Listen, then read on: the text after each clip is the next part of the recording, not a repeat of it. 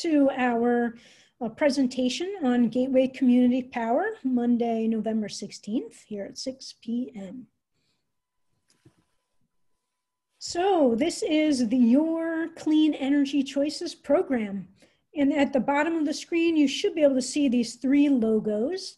My name is Susan Hughes-Smith, and I'm from Roctricity, here with my colleagues, Melissa Carlson, Ben Freevert, and Margie Pete. We founded Roctricity to help implement renewable energy programs at the community level, and we are partnered with Joule Assets. And Joule Assets is a designated CCA administrator. They've been approved by the Public Service Commission, one of, I believe, 4 companies approved in New York State. And Joule has some additional permissions that's not available to other administrators at this time. And the Village of Victor. So the Village of Victor has been very forward-looking, ready to implement community-level clean energy programs. And we're glad to finally have a program to launch.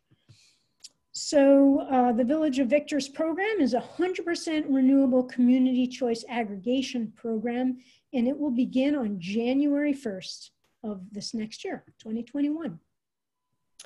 You are actually in an aggregation with another community called the City of Canandaigua, and your aggregation is called Gateway Community Power.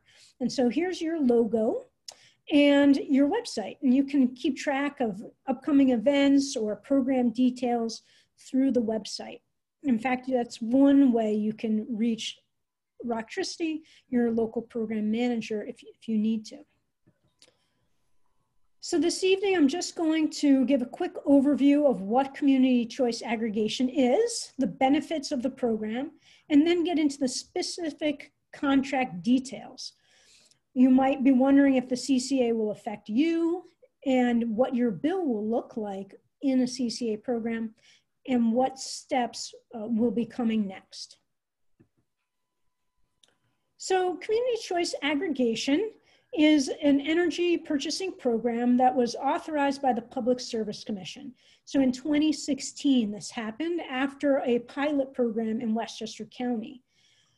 The concept is that municipalities, whatever the smallest form of government, so in this case, the village, can aggregate the energy demand of the residents and small businesses and then use that to negotiate a bulk purchase. So essentially to contract better terms for the community members.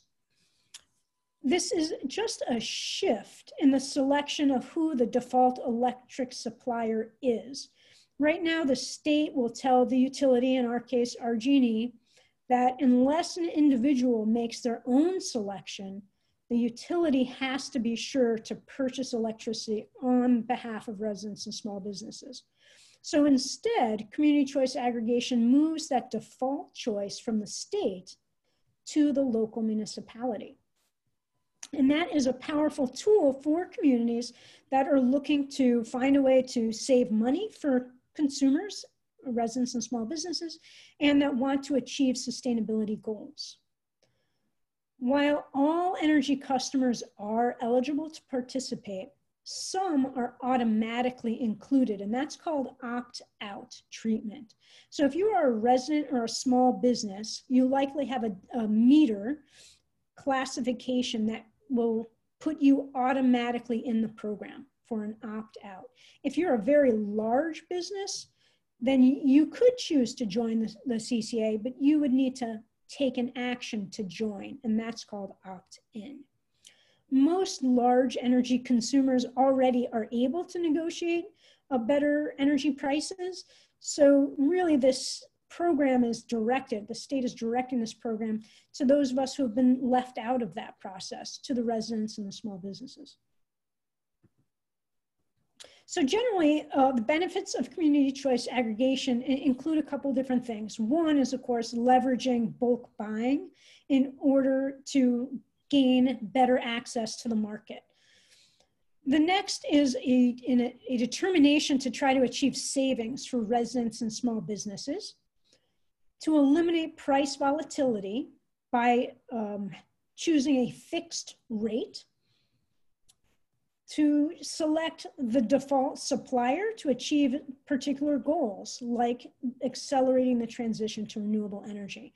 And so you can see in this little diagram, just kind of the idea is that the CCA program is going to have one fixed stable rate for 24 months, no teaser rates. It's going to stay the same 24 months, whereas RG&E's rate by rules can only be created based on the market conditions. And so RG&E's rate fluctuates from month to month. So while there could be months where the CCA program is a little bit higher than the RG&E rate, our goal was to achieve a rate that we expect will have some at least modest savings. It's never a guarantee, but that was our goal. And that goal was established by looking at the historic rates of RG&E over the last 24 months. So over the last 24 months, RG&E's average rate has been hovering right around 4.3 cents per kilowatt hour. So you can see here, the contract that the Community Choice Aggregation Program, Geneva Community Power, has selected is just below that at 4.292 cents per kilowatt hour. The winning ESCO is named Source Power, and offices are located down south of us and downstate, as we like to call it. And the contract term will be for 24 months.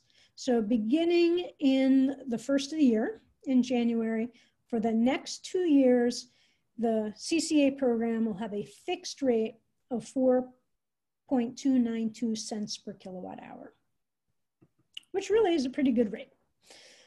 So will it affect you? Generally, customers are included on an opt-out basis if you are a resident or a small business, unless you already have an ESCO contract, like some people may have already made that choice. So you would not automatically be included. If you have a demand meter, which most of us don't, but if you are a very large business, then you might have a demand meter. If a customer has chosen to put a block on their account, then you will not be automatically included. And unfortunately, the Home Energy Assistance Program recipients are not eligible to participate, and that's a result of the rules dictated by the Public Service Commission, where HEAP customers would have to be guaranteed a savings, and this program is an expected savings, but not a guaranteed savings. So all other customers are going to be automatically enrolled unless you choose to leave the program. So your electric bill will look slightly different under the CCA program. And I'm going to show you a picture of this in just a second. So right now for electricity, we actually pay two things. We pay for supply, which are the electrons themselves, and delivery, which is what it costs RG&E to take care of the lines and wires and so forth. So the supply details in your electric bill will be moved. They will no longer be under the RG&E section, and instead will be listed with the name Source Power. So let's take a look at that a little more closely. Here we have an electric bill, kind of a sample electric bill, if you will, from RG&E without Community Choice Aggregation. And here again, you can see circled the delivery charges. That's what's paying RG&E to take care of our grid. And the electric supply charges in the lower red circle, that's the price for the electrons themselves, the electricity itself. Okay, so right now, those two bits of information are right together on your RG&E bill. When the CCA program begins, the first thing you're going to notice is on the beginning of the bill, there's a consolidated account summary. And you're going to see this name, Source Power, and the charges that are associated with them. That's the company that's purchasing the electricity from the actual electrons. Okay, you will still see the delivery charges from RG&E. That remains unchanged. This is not impacting RG&E's work on the lines or their need to, cover those costs. So you still have your electricity delivery charges, but where the supply charges used to be, those are gone now because that's not what RG&E is doing. Instead, they're going to be near the end of the bill under the section described as messages. So again, you'll see the name source power, and then you'll see the energy charge, or in this case, really the electricity charge, how many kilowatts, and the new rate of, just under 4.3 cents per kilowatt hour. So the next steps for this program include receiving a letter from the municipality. So this letter will have a return address of source power, but it will also say, village business. And then in that letter, you'll see it will be on letterhead from the municipality, and it will list the information for the supply contract, just like I just explained, 100% renewable, the 4.299 cents per kilowatt hour. And it will explain, if you don't want to participate, how you leave the program, how you opt out, okay? Then when you start receiving your bill in February, that bill should begin to reflect the new company, Source Power.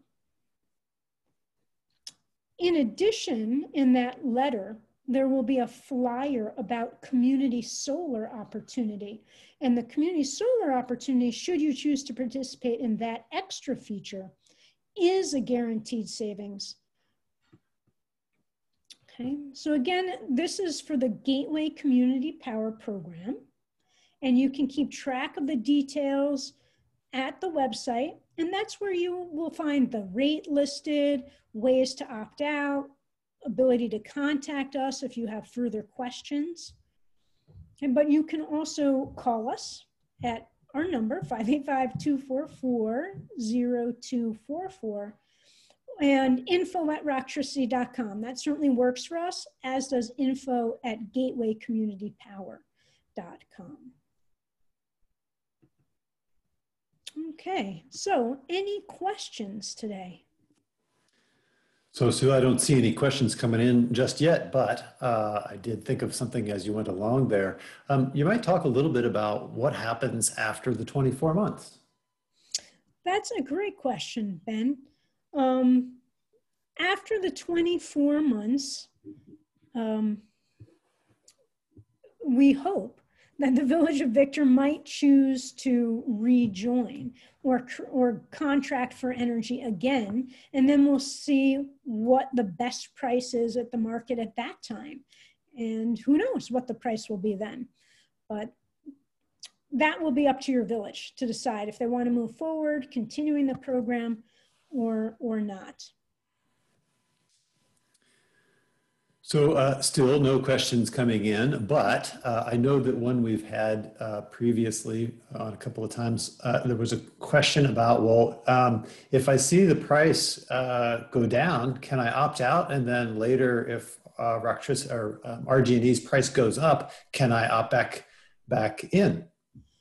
So actually you can choose to do that, but do bear in mind that every time you switch, like out or in, it usually takes a couple of months for RG&E to process that change. So by the time you've changed, it could be up or down again. So you certainly are welcome to. There's no charge for opting out, and there's no charge for rejoining. But whether it's worth your time or not, I leave to you to decide. Great. Okay, so there is a question that's just come in, and the question is this just the Village of Victor and the City of Canandaigua? What about other cities and towns? That's a great question. So locally, there's actually several different things that are happening. There's another aggregation called Monroe Community Power, and Brighton is moving forward with a CCA program that is identical to the one the City of Canandaigua and the Village of Victor are participating in. Okay, and that question may also come up because they might have heard about this going on in Rochester as well. All right. So, right, the city of Rochester is on a path to also implement community choice aggregation. They are just several months behind. So we will be doing some educational programs, for them, and then hopefully see their program launch in May. Okay, so the next question is, does Source Power do community power programs with other groups? Well, that's a good question. I'm not sure I have a great answer because I'm not sure what other groups might mean. But Source Power is new to the community choice aggregation market. And they're very excited to serve communities that are also interested in their community solar offerings. And that's the type of program that Victor and Canandaigua and Brighton are entered into. Yeah, I guess I might just add there that because community choice aggregation is relatively new in New York, to some extent, all of the suppliers are somewhat new to community choice aggregation. That's true. So, that's a good point, Ben. Right. Yeah. Let's see, another question. Why didn't we join other towns to get a better rate? I guess this sort of gets to the threshold of number of households needed. Right, right. So that's a great question. And as it happens, there are limits as to how beneficial aggregations are. As I understand from our partners at Jewel Community Power, who are really the experts here, what they see is that having, a lot of households helps, but too many households actually can hurt. So there's kind of a sweet spot for aggregations. And we kind of had an opportunity to move forward with what really is a very good price of, less than 4.3 cents. So then another really good question, when will the Victor letter be sent out? Oh yeah, thanks for mentioning that. So we are expecting the letter to go in the mail on Friday, November 20th. So all the materials have been sent off to the printers, and that's their target mailing date. So hopefully right around November 20th, they'll go in the mail, and you should be getting them then next week. And the opt-out period, the official opt-out period, so that no one, if you don't want to participate, you never get entered into it, will be over December 18th. And I guess just so you know, Sue, we have just one attendee now, and it's Ken Reasoner still here. So we're just having a conversation at this point. Yeah. And Ken had one more question. How many other are on this broadcast? Probably. Maybe he means broadcast, yeah. So I think we've maybe answered that. Okay. One other person on Zoom. I'm not sure about the Facebook Live streaming. Yeah. Because I don't see those numbers. But what I'm hoping, Ken, is when you get that opt-out letter, there's going to be yet another meeting date, because in that letter, we've stipulated another time in December. So hopefully more community members will join after they get that letter in early December. So that is all the questions that we've got. Great. Well, Ken, thanks for taking the time to join us. And if you have, any other questions come up, don't hesitate to reach out. We're happy to answer them. Great. All right. Have a good night, Ken. Thanks, everybody.